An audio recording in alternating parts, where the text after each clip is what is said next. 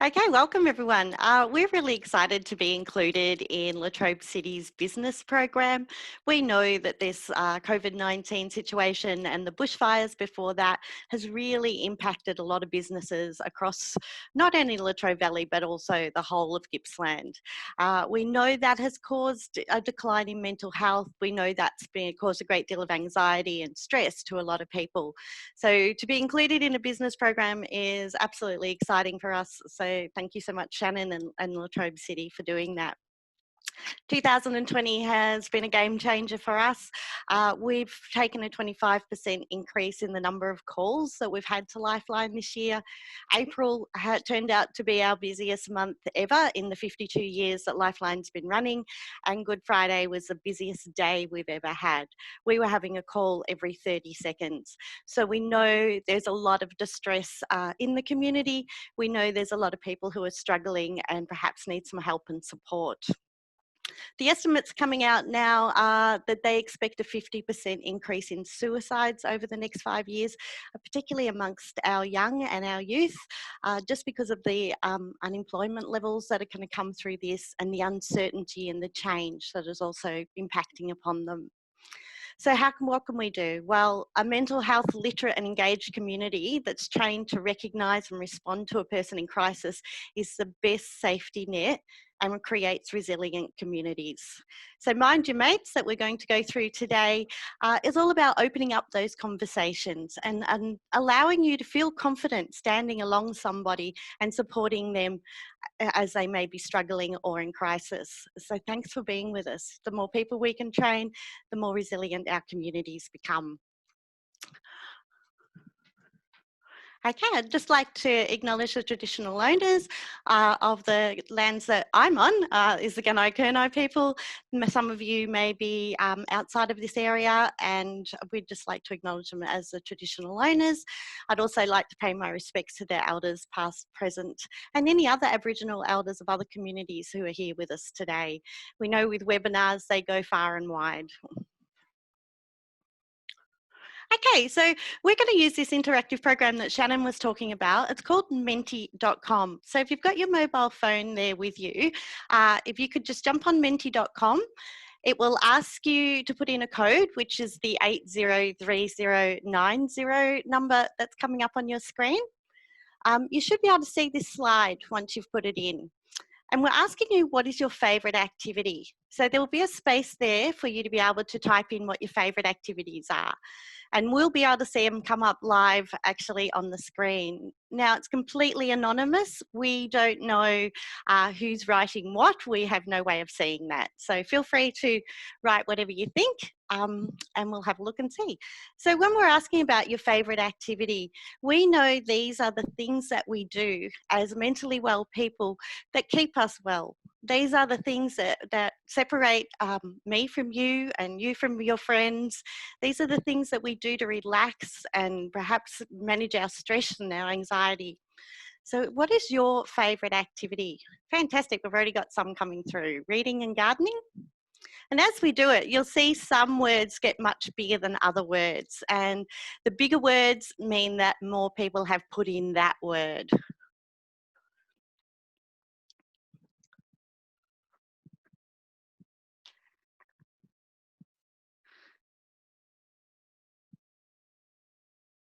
So we're getting up some really good ones: spending time with family, family time, listening to music, bike riding, walking, cooking, music, diving, that's a lovely one, connecting, great, singing, I can tell you that's definitely not one of mine.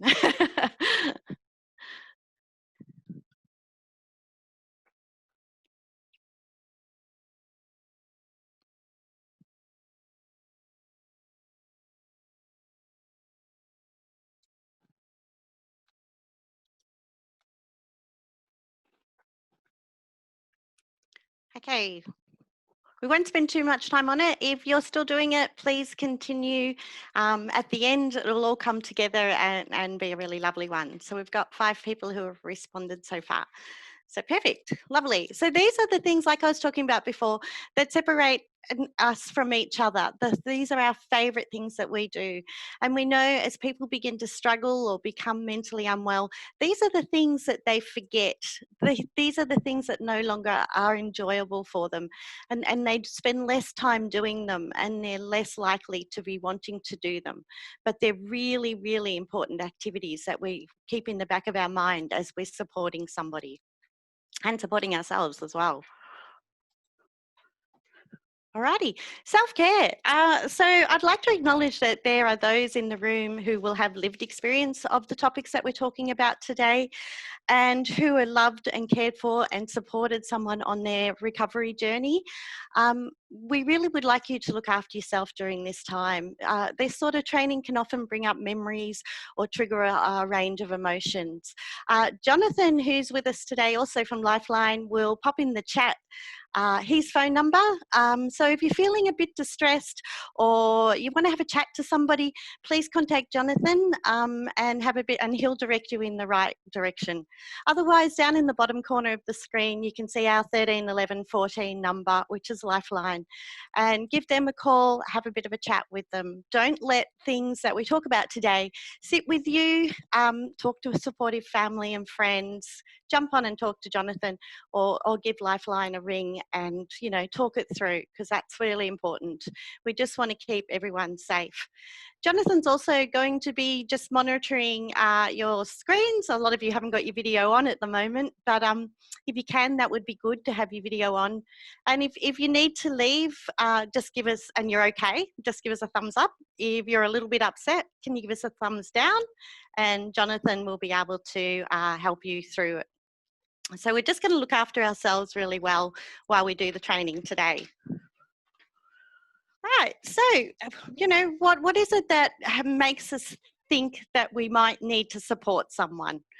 Well, what we talk about is the cognitive triangle, which is these three things that you can see on your screen now. We have behaviours, we have thoughts, and we have feelings. And we know you can't change one of those without changing the other two. So if your thoughts change, then your feelings will change and your behaviours will change to match that. If your feelings change, we know your thoughts have changed, and the behaviour will change as well. As outside people, we don't know what thoughts and feelings another person's having. All we ever get to see is the behaviours. So when we're talking about supporting other people, or perhaps noticing that someone's struggling or not doing so well, we're really noticing those changes in behaviour. And we go, it doesn't matter how big or how small those changes are, you know, if you notice something, then that's when we need to be asking and checking in with that person to see how they're going. Because any small change in behaviour, we know there's been a change in their thoughts and a change in their feelings. And the only way we know what those changes are is then to sit them down and have a conversation with them. So we're looking for any change in behaviour, change in appearance. You know, what are they saying? What are they doing? What's going on in their life at the moment? Have they been through a relationship breakdown? Are they struggling financially? Have they got a chronic illness? You know, what's going on for them at the moment that you think might be changing that behaviour? All right, so we've noticed this change in behaviour, and we really feel we need to have a conversation with this person just to find out what's going on. But there's a few things we need to consider before we jump in and ask. If you could jump on your Mentimeter on your phone again, same code, and tell me what some of the things you think we might need to consider are before we ask.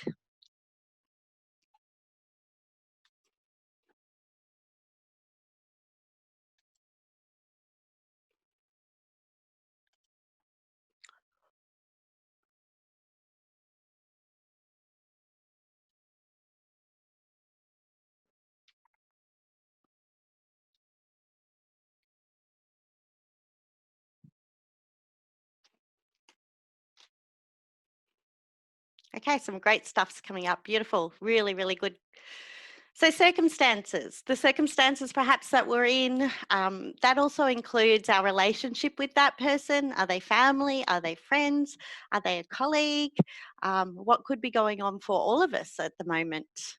Relationship, yep, the relationship with the person. Location, so important. But this is not a conversation we want to be having in a lunchroom or even a busy cafe. We want to protect that person's privacy and no one overhearing what we're actually talking about. The right time. Here at Lifeline, we say people can usually tell us their story in about 20 minutes to 40 minutes. So you want to make sure that you're going to leave enough time to have this conversation. It's not usually a quick conversation that you can have. You need to give them that time and space. Our health is a really important one. Are we mentally in the space to be able to have this conversation today or now? Are we the right person to be having this conversation? In a workplace, if you're someone's manager, sometimes you're not the best person to have that conversation. But I always like to say that if you're the person who's noticed those changes in behavior, that usually means you are the right person to ask. The culture, absolutely, and gender, they both sort of go into that. And age is another one to consider. As a middle-aged woman, is it appropriate for me to be asking a young boy, how's he going? Or as an older man asking a young girl, that gender difference, that age balance, that power difference is really what we're talking about. In some cultures, it wouldn't be appropriate for me to be asking a man if they were going all right. So we just need to consider some of those things before we jump in and ask. All right, so after we've asked and when we've found out that no, they're not okay, something's not going very well for them, we have to listen. And listening is such a powerful tool. It shows understanding, it builds connection, and it restores hope. And we know hope prevents suicide. So listening as humans is one of the most powerful tools that we can actually have. So what do you think makes a good listener? If you can jump on your phones again for me. And in this day of Zoom meetings, of webinars, of video conferencing, even FaceTime, we may actually need to adjust our listening skills a little bit to fit in with new technologies that we're using. So, as I'm talking to you here today, I've got a list of the photos of everybody over here, the video of everybody over here, but my camera's actually over here. So, do you make eye contact by looking at the camera or do you make eye contact by looking at their face? Just some things you have to consider if you're going to be having this sort of conversation in a Zoom environment. You also want to make sure that you've got less distractions around you. Being in a really busy environment with lots of people moving around behind you can often be really tricky. Okay, so let's have a look. Some good empathy, absolutely. It means being able to imagine that you're in the other person's shoes without taking it over, showing them that they're truly heard and are understood by you. Eye contact, absolutely. Difficult here in Zoom, but face-to-face eye contact is so important. Repeat information given, absolutely. We want to be paraphrasing and summarising and repeating back to them because that says, I've heard you. I see you and I've heard you. Don't interrupt. Silence is a really important part of being a good listener. That leaving them the space to find the words to describe how they're feeling, giving them the space to put their words and their feelings into sentences. This might be the very first time someone's actually spoken about what's happening for them, and we don't always have the language readily available to us. Patient, absolutely. We want to give them the space to tell us what's going on. If we try to jump in too quickly with solutions, it creates mistrust and breaks that bond that we've got. So we need to have the patience to sit back and let them tell us their full story of what's going on for them at the moment. Non-judgment hasn't come up, but I'm sure you're all thinking it.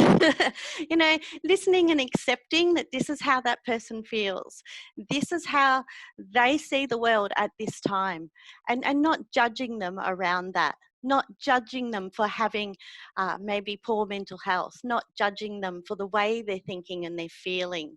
You know, we all make judgments, but when we're having this conversation, we need to put those judgments to the side and just leave them there for a little while and actually hear what the person's talking about and trying to tell us.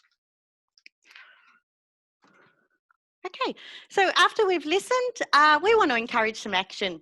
It's that old saying, if we do what we've always done, we're going to get the same outcome.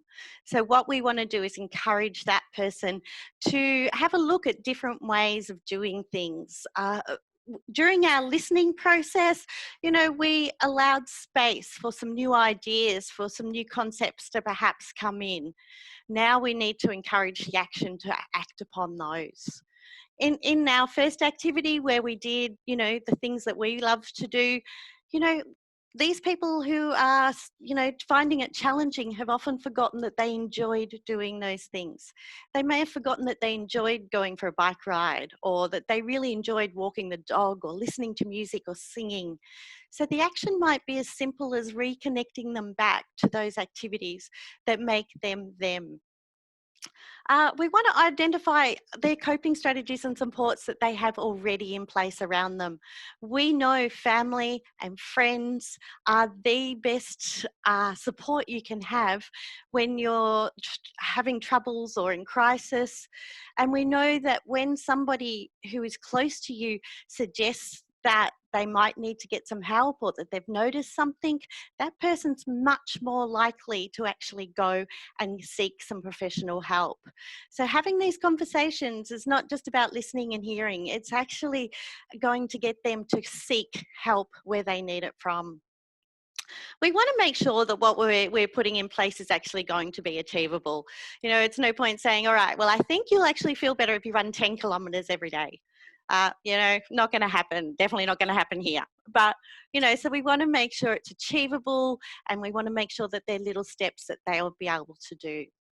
We want to give them that emotional and practical support. Often that might be, you know, just giving them some information. Mental health is really, really common. We know 1 in 5 people in Australia have some sort of mental health issue or problem, some with a diagnosed mental health condition. It's really common. Recovery happens all the time. So that's the sort of practical support and information we want to give. They're not alone. We're in it as a team. There is help, there is support, and there is recovery. Really, really important part of encouraging that action.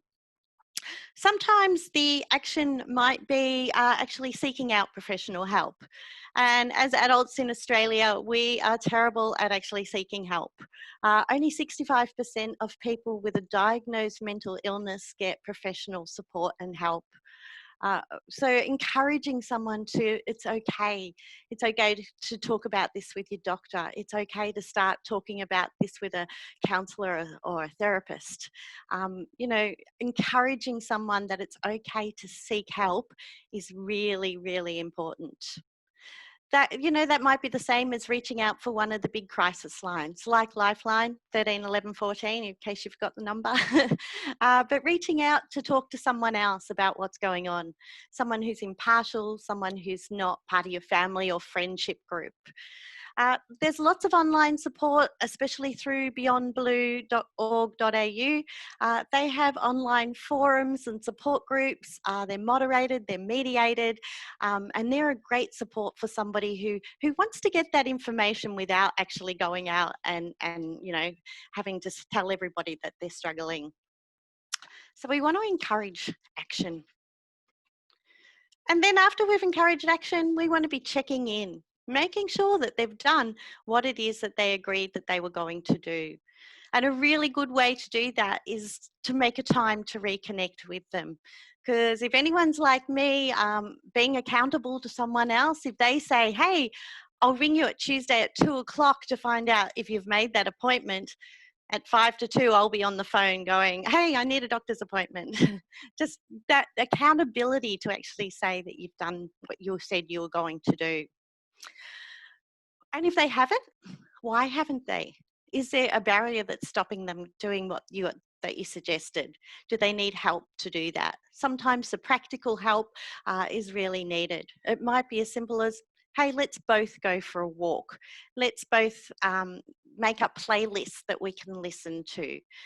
Simple as that, some extra support, just helping them just to see if they need that practical support and help.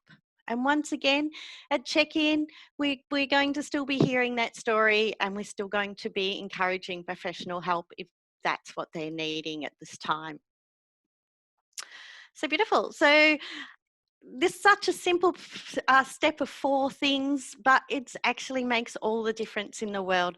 A conversation where you ask, you've listened, you've encouraged action, and you've checked back in with that person can make all the difference and can save lives. It sounds like it's too simple to be true. At Lifeline, where we're in the phones, you know, we use a very, very similar process to go through. It's that listening, allowing someone to be seen and be heard, and validating that this is okay is so, so important. So what do we do if they don't want help? You know, quite often we'll be ready to jump in there and give them what they need. But what happens if they don't want it? They're not ready to talk. They're not ready to do the action. Well, asking, is there a specific reason why? You'll find people who have already had an experience with the mental health system in Australia really are reluctant to re-enter that system, and they may need some extra support and encouragement to do that. Let them know you're prepared to listen when they're ready. And also just check in and make sure, am I the right person? You know, is there someone else who you might be more willing to have a chat to, more willing to listen to get support from? Maybe it's somebody they've used previously in the past who supported them through something already. What we're doing at this stage is we're always building the relationship. We're not going to get angry at them. We're not going to blame them or shame them or make them feel guilty about not wanting help. This is their journey. We can't solve it. They can. And so we have to respect their right not to seek help at the moment, because that's part of their journey. And that can be really, really difficult if it's a close family member or a friend. It's really hard to stand back and respect their right not to do anything at the moment. But what we're saying is we're not giving up.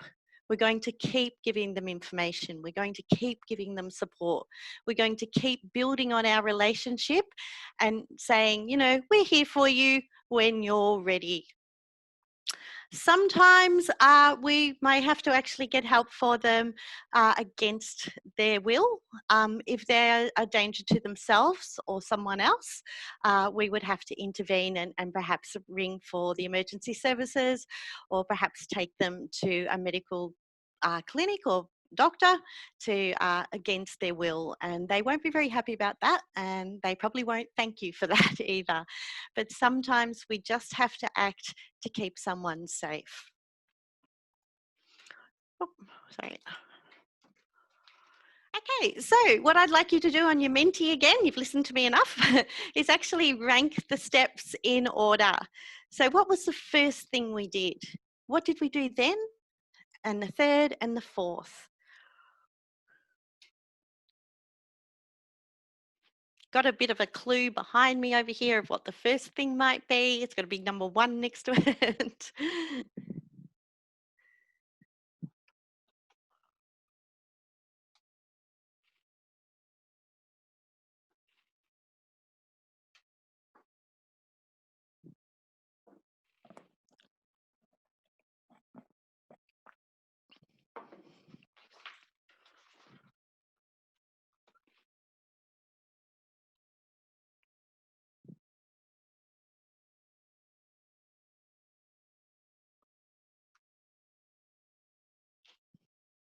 Wow, check-ins moved all the way from fourth all the way up to first.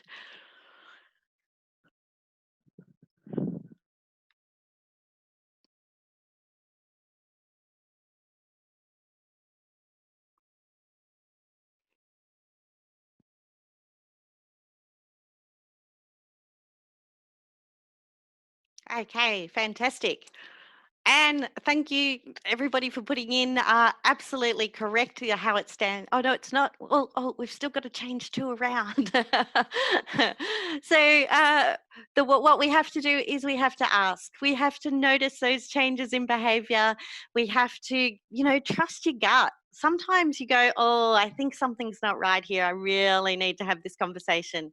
So, asking, are you okay? Are you all right? Can I help you? Any of those things is actually the first step that we do. When I'm asking, I really like to soften it a little bit, and I like to add what it is I've noticed about that person. What behaviour change have I actually seen in order to ask? So it might be, oh, I, I noticed you weren't at footy training on Wednesday night. Are you okay? So that nice soft startup, telling them what you've noticed in their behaviour, is often a really good way to introduce the whole topic. So ask is definitely the first thing we do. And then we have to listen to their answer. We're going to build that trust. We're going to build that connection. We're going to validate what they're feeling and what they're thinking. We're going to listen with those beautiful skills that you described to me before. So we're going to ask, we're going to listen. And then this is where we got a bit confused. So the next thing after we've listened is we're going to encourage some action. We really want this person to do something different, to go back and do the things they enjoyed, or to seek some help, or to talk with a supportive family and friends. We're really going to be encouraging that action. And then the fourth step is we're going to check in.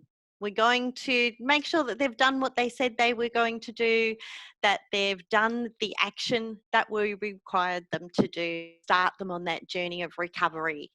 So ask, listen, encourage action, and check in. Oops, I keep pressing the wrong button there. Sorry about that. Okay, sometimes when you ask, you're having that conversation, you're talking along with the person, and you begin to notice that there's some words, there's some sentences that are coming out that are sending off red flags for you. Sometimes during this conversation, someone will actually tell you perhaps they're having thoughts of suicide. What do we do then? And this is the main reason most people feel like they don't have the confidence to ask somebody how they're going. The research that's coming out tells us that most people won't ask if you're okay just in case someone says no, that they're having thoughts of suicide. So we need to be talking about suicide. We need to be comfortable with that. And that's a fairly difficult thing to do. So in Australia in 2018, 3,046 people died by suicide. 76% of those were male, 24% were females. 64,000 people made an attempt on their own life. Now, as I said in the introduction, we're expecting a 50% increase in suicides over the next 5 years after Black Summer and COVID and the effects of that rolling on. 3,046 people is 3 times the national road toll. So as a community, we need to be talking about suicide. We need to be doing a lot more. We need to be noticing the signs, the indications that these people are struggling and have this way of thinking. At one time, we believed that if we talked about suicide, we could give someone the idea. That's an old myth. Doesn't work that way. You either are having thoughts of suicide or you're not having thoughts of suicide. Thoughts of suicide are actually really, really common. 80% of mentally well people have thoughts of suicide, but they don't act on them. So, we want people in the community to be there as that safety net, to notice those changes in behaviour, to know when you can hear those signs and those words that come out that somebody may actually be thinking about it. So how do we have this life-changing conversation? So on your Minty, a lot of people who actually die by suicide weren't intending to die. They just wanted the emotional pain to stop. And quite often they'll give us indicators, they'll give us signs, they'll give us language patterns that start to come out to say, hey, I'm really struggling. I've got this enormous problem and I can't see any solutions to it. So what I'd like you to do with your mentee is if you could rate on our scale, if you think these particular behaviours, thoughts are low risk or a high risk of someone perhaps having suicidal thoughts.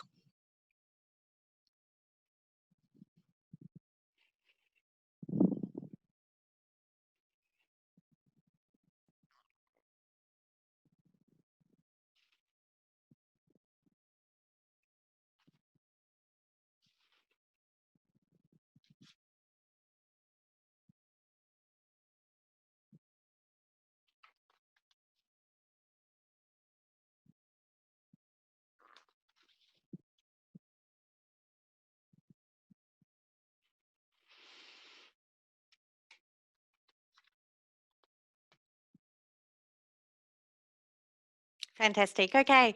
So we'll go through them each. Talking about killing themselves, absolutely high risk. You know, someone talking about it, talking about harming themselves is really an indication to you that they're struggling and they're feeling really, really bad, but they're not sure how to communicate that to anyone or how to get help for it. So talking about it, writing about it, painting, drawing, any of those ways of expressing are definitely a high risk. Giving away personal items, absolutely. Tragically, a friend of my son died by suicide last year, and the week before, he was a big surfer and he gave away his surfboard collection, all except for his most favourite one. And nobody noticed that that was perhaps a sign that he wasn't going very well. So, giving away personal items, big one. Getting others to care for your pets. You know, we really care for our pets and our animals and making sure that they're safe, making sure that they're going to be cared for after we've gone is a really big one. You know, people also do that when they're going away on holidays. So, you know, it's important to just look for the other indicators as well around that one.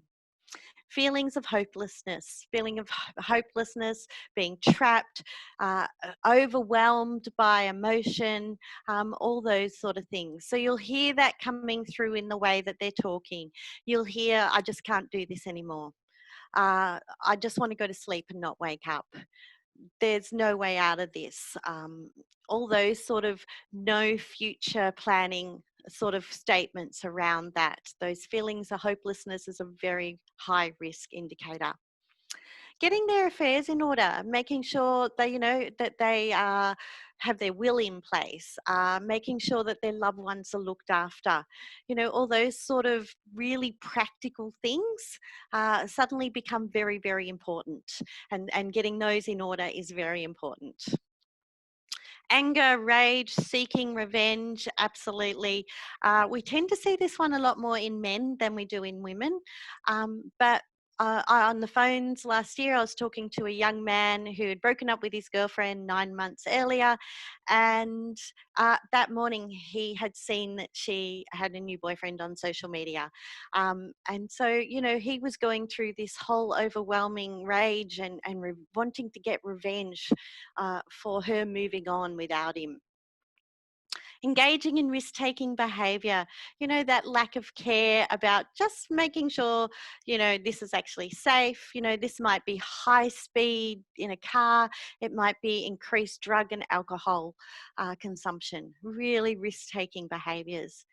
We know 87% of people who die by suicide do have drugs or alcohol in their system.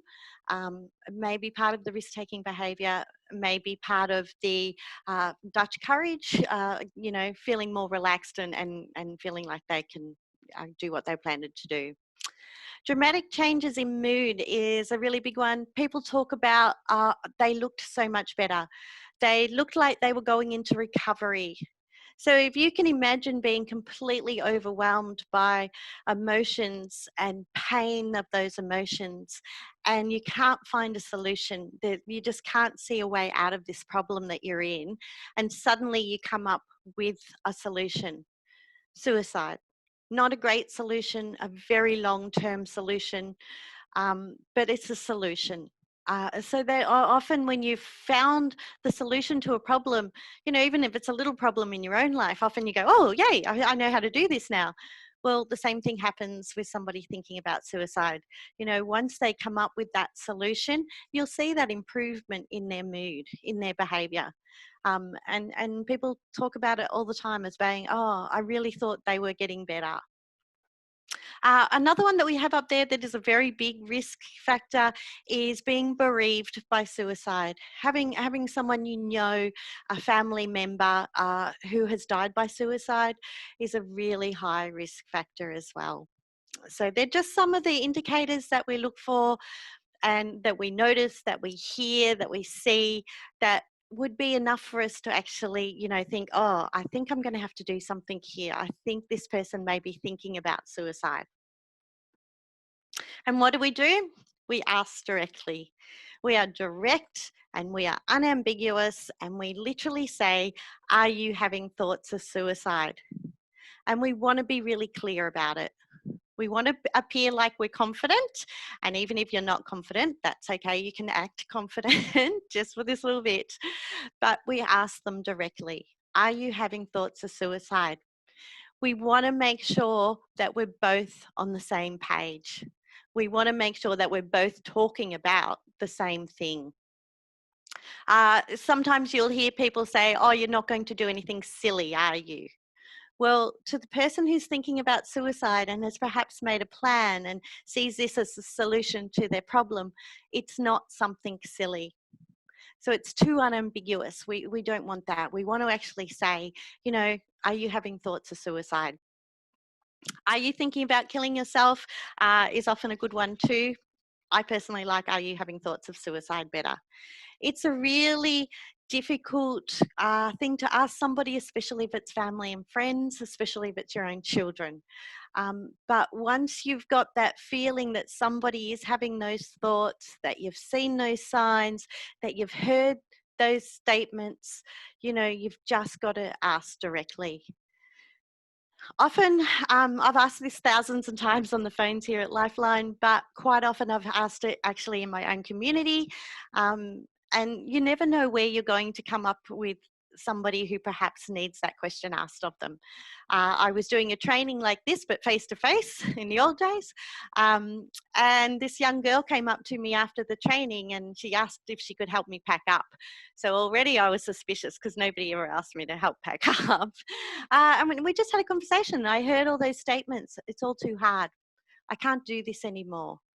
I just don't think I can go on. And I was like, oh, okay, let's sit down, and asked her if she was having thoughts of suicide. And the answer was yes. And she was actually planning to do it that day. So, it was just so lucky that, I was there, I was able to ask that question, and we were able to get her the help and support that she actually needed. So you just never know when and where. And although it's a hard thing to ask, I would much rather ask it than worry and think, oh, if only I had. The regret of not asking, to me, is greater than asking. So as I said before, I've asked lots of people. I've never ever had anyone get angry about asking. Some people will go, no, or why would you ask that? Or and then I tell them, like, because I've noticed and I heard you say, and I'd tell them why I thought I should ask. And I've had people who, you ask them and they just go silent.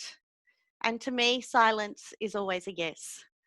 So I just keep talking then, and then I'll come back and I'll ask again. And usually on the second asking, you'll get the yes. So it's not that scary getting a yes. We're going to go through what to do when someone says yes to you in a few moments. But asking directly is how we do it. All right. So do you feel confident asking someone, are you having thoughts of suicide? We just really like to get a gauge on this one.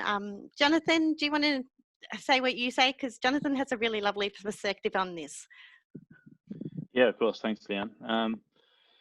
So for me, this question is an interesting one. I mean, I've gone through the mental health first aid training, but I've only been with Lifeline for still less than a year, about 10 months now. And I would probably have to say unsure to this question until I was put in the actual situation that I had to ask someone. I actually don't know what I would or wouldn't do.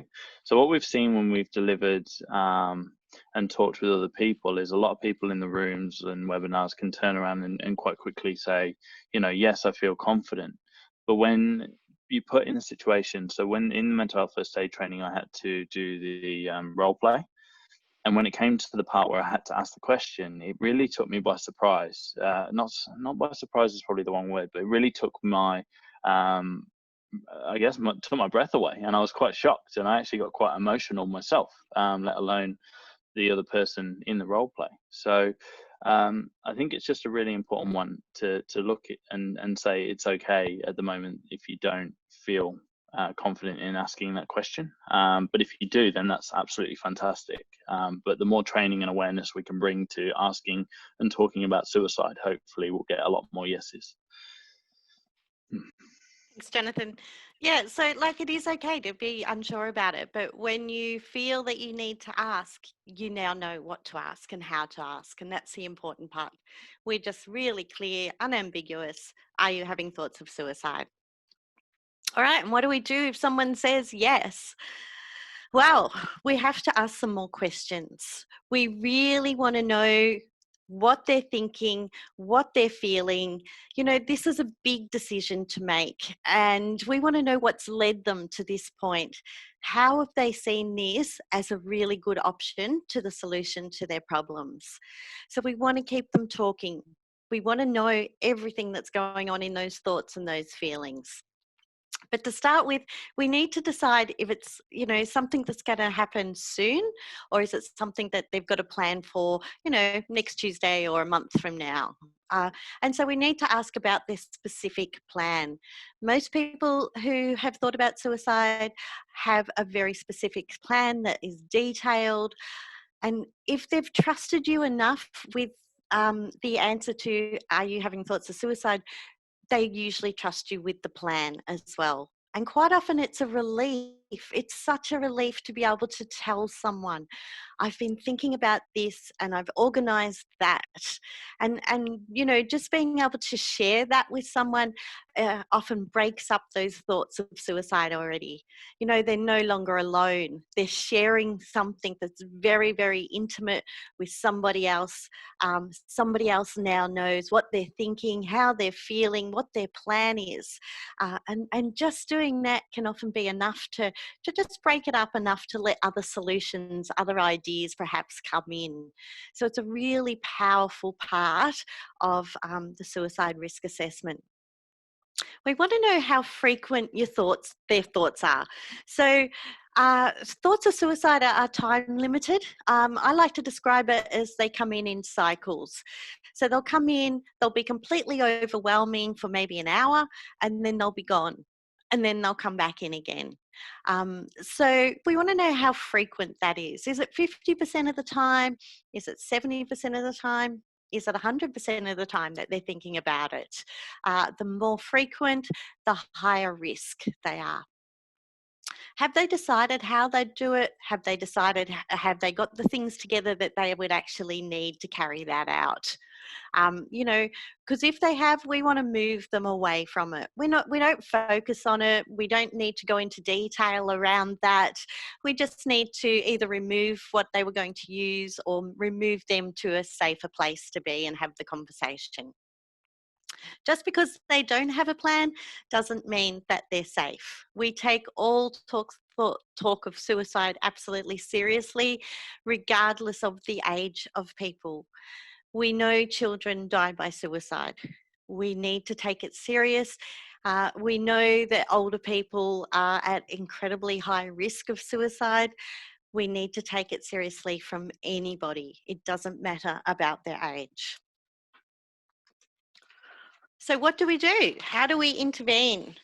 Well, we really want to encourage that person to get professional help. Anyone having thoughts of suicide, anyone thinking that they may act upon those thoughts, really needs to get that professional help as quickly as possible.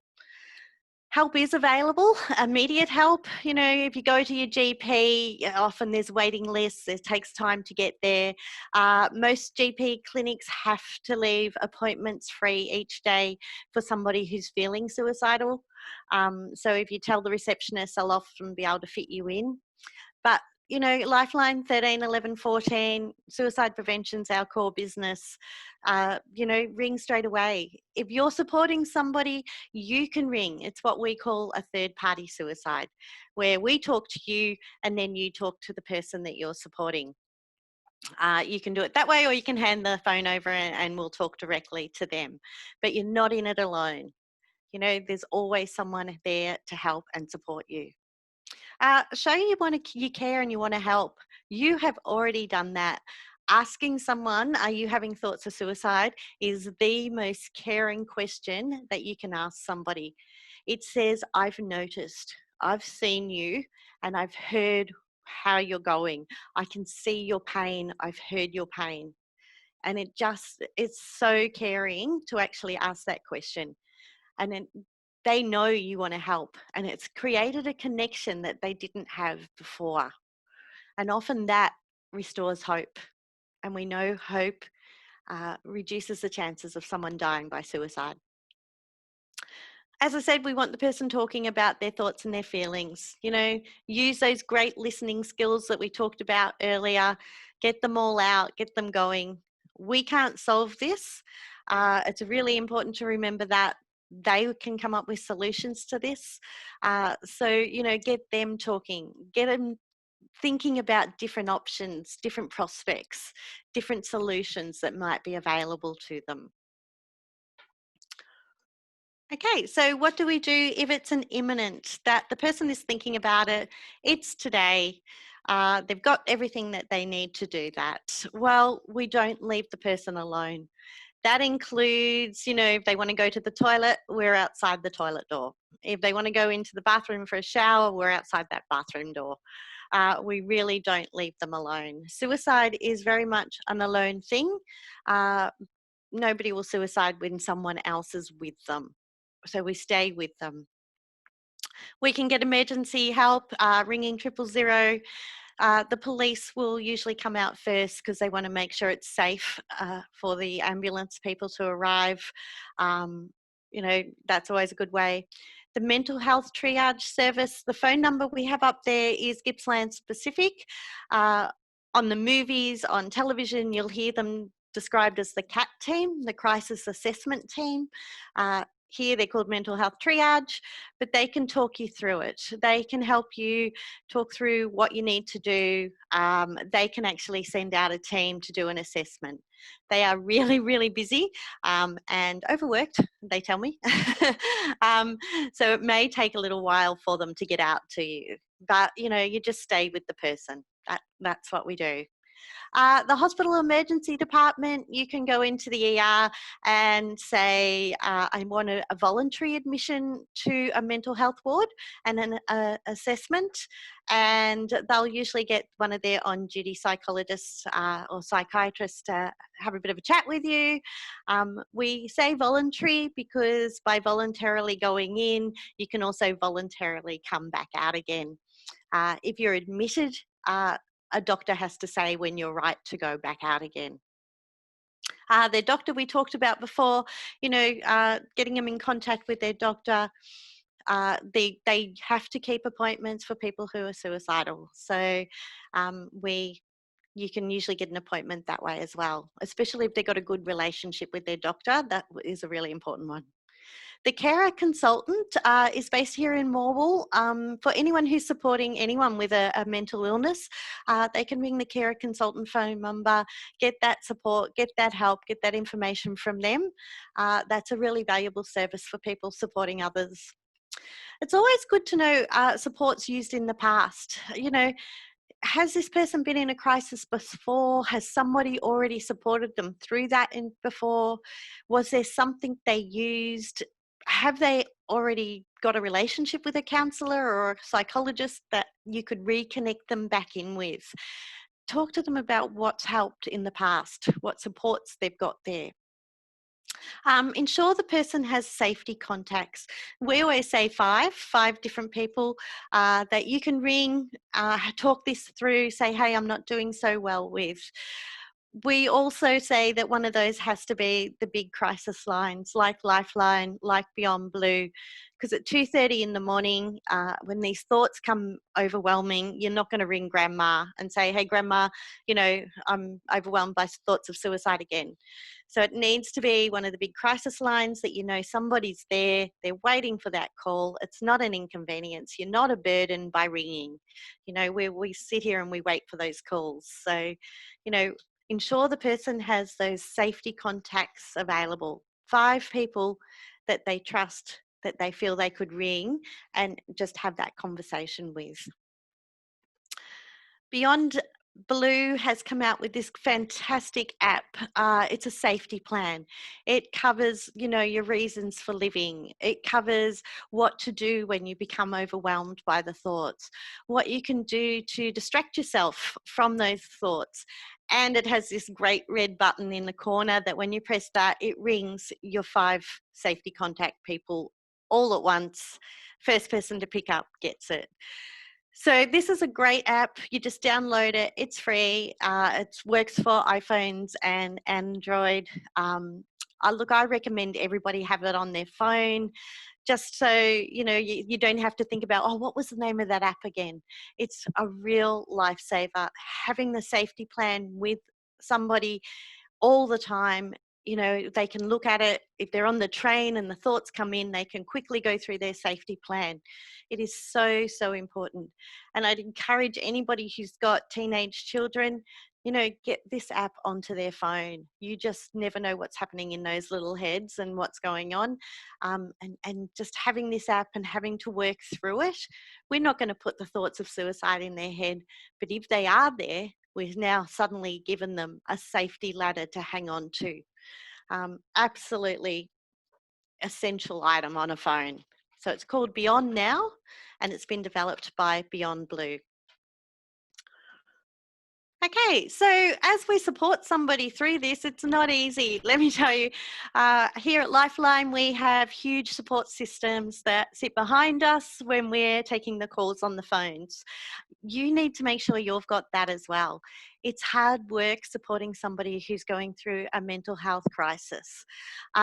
So, you need to be focusing on the things that keep you well. Those activities that we did at the very start, focusing and making sure that you're still doing those. Eating well, 8 hours of sleep tonight. Western Australia have come up with this fantastic little slogan they're using across their whole mental health program. They have huge problems with depression in Western Australia, and they've come up with this great saying called "Feeling flat, go green." Feeling blue, go green. We know that being outside in green environment in nature instantly lifts the mood, and it's now been proven that it is the one thing that holds your mood up higher than anything else for longest.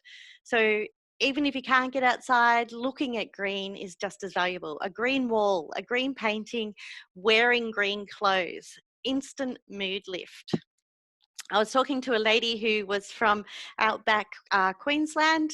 They'd been in drought for 10 years and there is no green. And a shop in the local town hung a green dress in the window, and everybody who walked by stopped and they looked at the dress and they came inside and they touched the dress, and then they'd just stand there for a minute or two and then they'd leave the store. And even the men were doing that. They were just so deprived of the colour green. So you can imagine what an impact that must have on their mental health when you just can't get that green. And we talk to a lot of farmers who say, we're down to the last of the water, but I'm keeping the paddock in front of the house green. And they don't understand why they're doing that, but it's that whole mood lifter that they've got that green around them. So really important to consider your self-care program and what do you do to look after yourself. All right, so to finish off with, I'd really like you to tell me 3 things that you're grateful about today. 3 things that make you really happy and joyful to be here. Things that, make your life really fulfilling.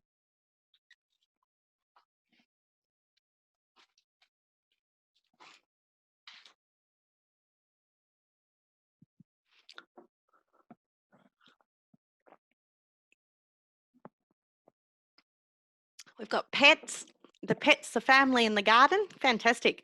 Pets are wonderful, wonderful things for self-care. Family, they're actually our biggest stressor, but they're also our biggest joy. Green trees, birds, music and dance. Fantastic. Sounds wonderful. My family, our home and our opportunities. That's fantastic. These are beautiful. They're really lovely. Pets, music and family visiting. It's been really hard. This has been one of the big challenges with COVID-19 is that whole not being able to have that family visit connection, do stuff together. Fantastic. Well, wonderful things. All right, and some resources. If you need to follow this up, you're more interested in what's happening, Lifeline 13 11 14 is our crisis number. Beyond Blue, they're a fantastic service as well. Suicide Callback is a great service where you ring them and then for the next 6 weeks, they will ring you once a week just to check in with how you're going. Kids Helpline. Wow, that's a busy, busy line. At the moment, there's a 40-minute wait most afternoons to get on that. We have so many kids who are really struggling, really finding life difficult. So Kids Helpline's a really important one. Q Life for the LGBTQ community, very, very specific information around that. Some websites, mantherapy.org. I love that. It's a man in his man cave giving some really good advice. It's actually an enjoyable website to go to. It's very funny, it's very tongue-in-cheek, but the information's all there in a way that men, I imagine, would engage with really easily. Beyond Blue has the most amazing resources around depression, anxiety for young people, fantastic information. They have all those online support groups. The Black Dog Institute have fantastic fact sheets. You know, instead of a 63-page booklet, they'll tell you it in 1 page. So it's a great place to go for those. Lifeline.org, everything to do with suicide prevention. Are You Okay? We have Are You Okay Day in September. Merchandise and publicity can all come out of that one. The app Beyond Now, highly recommend everybody download that one, get it on your kids' phones. And for those people who are into podcasts, the Lifeline Holding On to Hope is a great podcast that's all about that recovery journey, giving hope to people who are struggling at the moment that, you know, recovery is actually a big probability, that lots of people have mental health issues and there's a way out of it. So thank you so much everyone for joining us today. If you'd like more information about any of this, please contact us here at Lifeline Gippsland. Shannon, as he said, was going to send out some information by email to you all and we'll get it to you. So thanks so much for joining us today. Over to you, Shannon. Fantastic. Well, I think I speak on behalf of everyone here that it was really, for me, really interesting, probably somewhat of an eye-opening workshop, Leanne. So I'd like to extend our thanks for all your information and obviously care and passion in this space. So thank you, Leanne. It was a fantastic workshop. Like Leanne said, everyone, I'll send out an email once the recording's available. That will have a few links. And if there's anything else that you need, more contact details will be on there. That's it, guys. So thanks for joining us. Next week, we've got Erica talking all things social media, talking how we can increase Instagram and Facebook following and how to convert them into sales. So if that's of interest, jump on to next week's session. And thank you for joining. All right, guys, that's it. Thanks very much.